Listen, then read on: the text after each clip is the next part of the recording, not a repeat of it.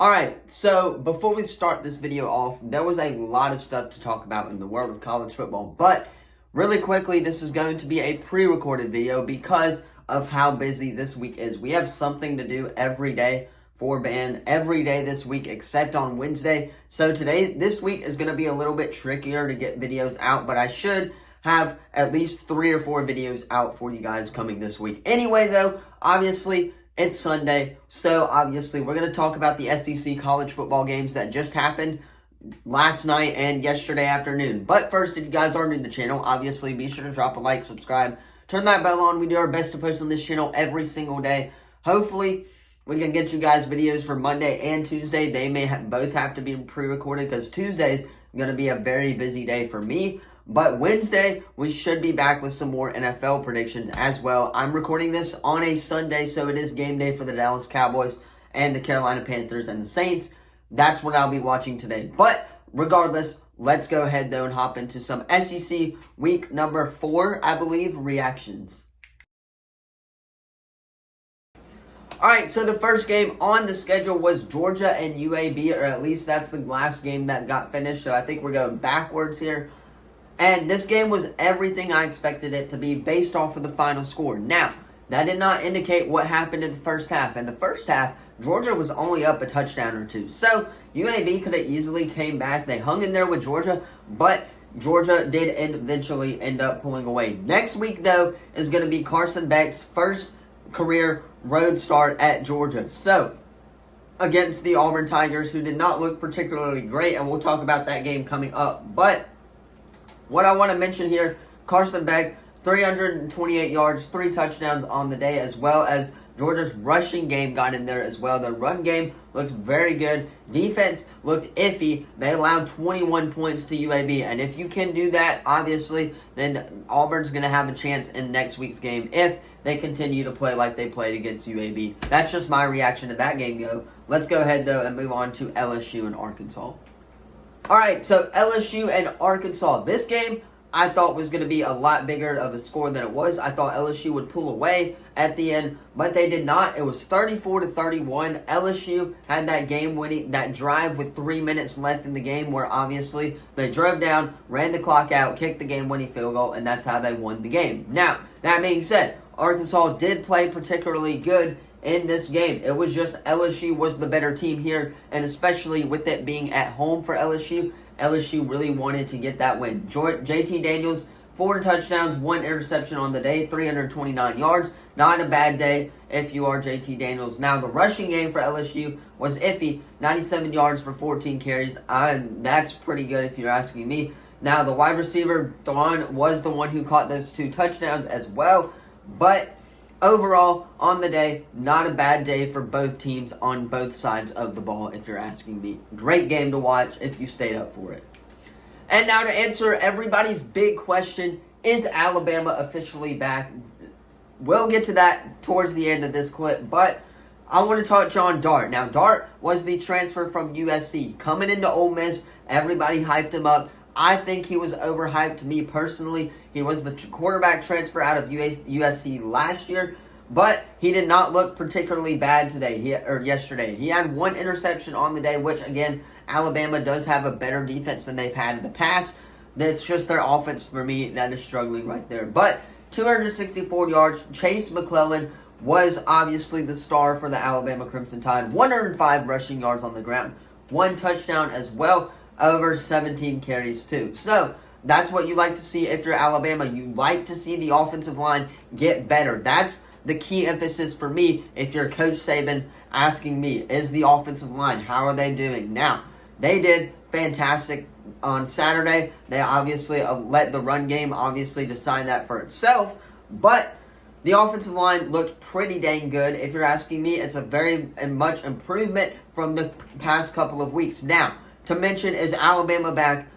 We will wait and see. Give them 2 more games, and then we will decide on that. But Jalen Milroe is obviously the star, is the main question mark for Alabama right now. Is their quarterback and offensive line position? For me, though, today, they looked great, and obviously they got the win at Ole Miss, which matters to Nick Saban because it's two coaches who really respect each other as well. But that is my reaction to Alabama and Tennessee, or Alabama and Ole Miss. All right, moving on to the next game. It's Tennessee and UTSA. Guys, this was one that I predicted right. I mean, obviously, it's going to happen. It's Tennessee versus freaking UTSA. I think Joe Milton had this one in the bag. That's what it looked like to me. Blowout win for Tennessee. Now, we can also touch on the Florida and Charlotte game because that one went exactly how I projected it to go as well. Florida getting the blowout win in the top 25 for the first time or second time this year as well. So good wins for both SEC East squads, if you're asking me, before everybody starts heading into conference play. All right, moving on to the next game, and that is the game that I want to talk about for the most part is Auburn, Texas A&M. Man, our defense looked insanely good. If you're asking me, the defense won the day. Osteen's obviously 67-yard scoop and score helped us a little bit, but A&M obviously whooped us, kicked our butt on the offensive side of the ball. I think this all came down to A&M's offense, especially after their quarterback getting hurt and the LSU transfer coming in as well. But Auburn has to get it together with Peyton Thorne. He looked terrible is what the main point of emphasis for me is, especially considering how we actually have quarterbacks this year. But Peyton Thorne obviously needs to get it together, especially considering how we have Georgia next week as well. So Auburn's defense looked good. Offense struggled. Main point of emphasis for me, Hugh Freeze has to find a way to get Peyton Thorne ready to go for next week against Georgia. All right, moving on to Kentucky and Vanderbilt. And I actually had this game being close. It was 21-0 at the end of the first quarter. I mean, it doesn't get much better than that. They obviously scored 10 points to end it. The first half as well to make it 24-10. But still, Vanderbilt did not look that great. Kentucky running all over them. I actually did think this was going to be one of the closer games of the day. It was not, but Kentucky did get the win, and that's who I predicted to get the win. My reaction to that, Kentucky's offense looked good, but again, it's Vanderbilt. Wait till next week till we decide who Kentucky actually is. All right, moving on to the two really good games, and we'll talk about the next one coming up, but Missouri and Memphis, that was a fabulous game to watch. Now, I said it was going to be close coming down to the wire, and that's what happened. Obviously, 10-7 to start off with, and then 0 for 10 is what I'm looking at the box score right now. Both teams scored in the third, and then the fourth as well. So, it was back and forth the whole game. Cook from Missouri obviously played a good game as well. 341 yards, 2 touchdowns as well. Missouri getting the win at home. It's what you need for Missouri before you start heading into conference play as well, too. Now, Memphis, on the other hand, from what I've heard, their offense looked pretty good, too. It was just a matter of fact of Missouri being the better offense, if you're asking me. That's my reaction to that game. All right, and moving on to the final game of the SEC slate this weekend, South Carolina hosting Mississippi State. Now, this game was a great game to watch from start to finish. It was close, back and forth all the way. Will Rogers, 467, 87, I believe, is what it says. 1 touchdown, 1 interception. Amazing day for him. The rushing game from South Carolina got in there. Wide receivers also got in there for Mississippi State. So every aspect of offense was clicking for both teams. It was just a matter of South Carolina being at home, getting that win in front of their home crowd, if you're asking me. That's what led South Carolina to victory. Same with Missouri. Same with LSU as well earlier in the week, too.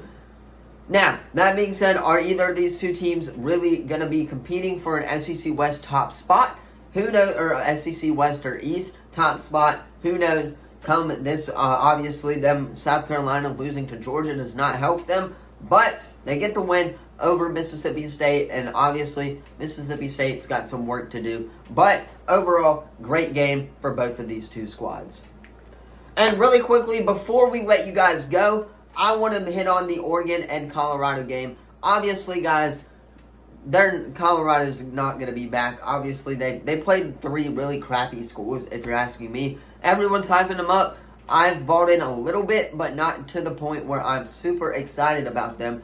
I thought Oregon was going to win this game by a landslide. That's what happened. I didn't talk about it in my SEC predictions because obviously that's not SEC. We don't really cover it. But that's my reaction to that game as well. And then South lost as well on their homecoming. But overall, not a bad day for football as well. But obviously, that is just my reactions. Let me know yours in the comments down below. Don't forget to like the video, subscribe, turn that bell on. We do our best to post on this channel every single day. With that being said, I'm going to hop off, get this edited so you guys can watch it on time. Thank you all so much for watching, and I will see you guys in the next video. Peace.